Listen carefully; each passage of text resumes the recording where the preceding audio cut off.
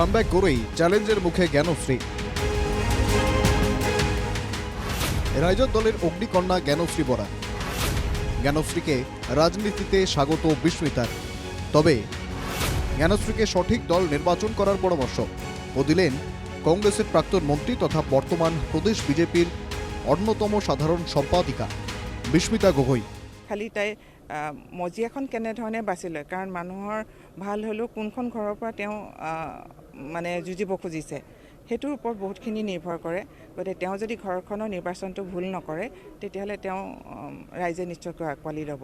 যদি ঘৰৰ নিৰ্বাচনটো ভুল হয় নিশ্চয়কৈ ৰাইজে ভাল হ'লেও কেতিয়াবা আঁকোৱালি ল'বলৈ অসুবিধা পাব। বৃহস্পতিবারই রাইজত দলে কামব্যাক করেন গোয়ালপাড়া কলেজের সহকারী অধ্যাপিকা জ্ঞানশ্রী বরা। রাইজত দলেই রাজনীতিতে হাতে খড়ি তার, কিন্তু মাঝপথে রাজনীতি ছেড়ে আবার অধ্যাপনায় যোগ দেন জ্ঞানশ্রী। কিন্তু বিধানসভা নির্বাচনের আগে ফের একবার রাইজত দলের হাত ধরার সিদ্ধান্ত নেন রসায়নের ছাত্রী জ্ঞানশ্রী। আর তার কামব্যাকের দিনেই জ্ঞানশ্রীকে রাজনৈতিক স্বাগত বিস্মিতার। ৰাজনীতিলৈ আহিব লাগে, মহিলাসকল বিশেষকৈ আহিব লাগে। অহাটো ভাল পাইছোঁ, স্বাগতম জনাইছোঁ। ভাল ছোৱালী, মই ব্যক্তিগতভাৱে জ্ঞানশ্ৰীক চিনি পাওঁ। ৰাজনীতিৰ ক্ষেত্ৰখনলৈ অহাটো খুবেই প্ৰয়োজনীয় মহিলাসকলৰ কাৰণে, কাৰণ 33% মহিলা ৰিজাৰ্ভেশ্যন হৈ আছে। 29 চনৰ পৰা সেই ৰিজাৰ্ভেশ্যন হ'ব। গতিকে যদি ভাল শিক্ষিত মহিলা যদি ৰাজনীতিৰ ক্ষেত্ৰখনলৈ নাহে তেতিয়াহ'লে সেই 33% কেনেকৈ ফুলফিল হ'ব। গতিকে ভাল মহিলাটো যি দলৰে নহওক, ভাল মহিলা অহাটো ভাল। মই ৰাজনীতিক বেয়া নাপাওঁ, ভাল ছোৱালী তাই।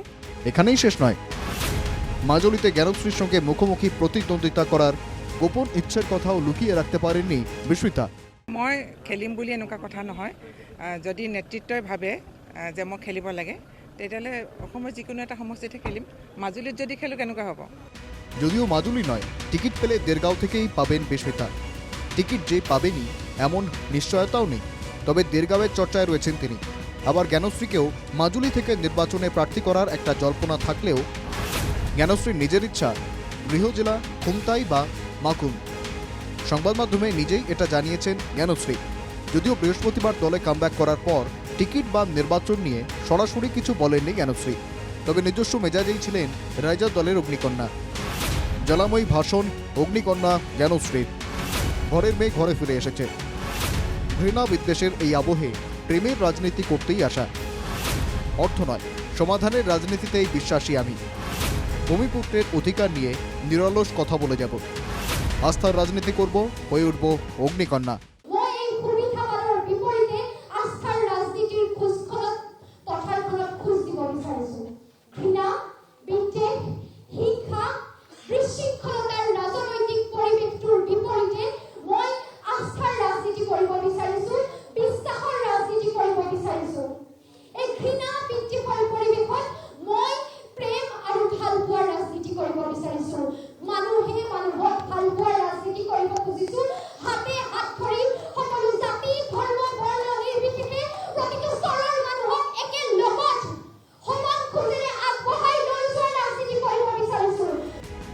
রাজনীতিতে রাইজত দলের অগ্নিকন্যার দ্বিতীয় ইনিংস কতটা সফল হয় দেখার বিষয় এটা।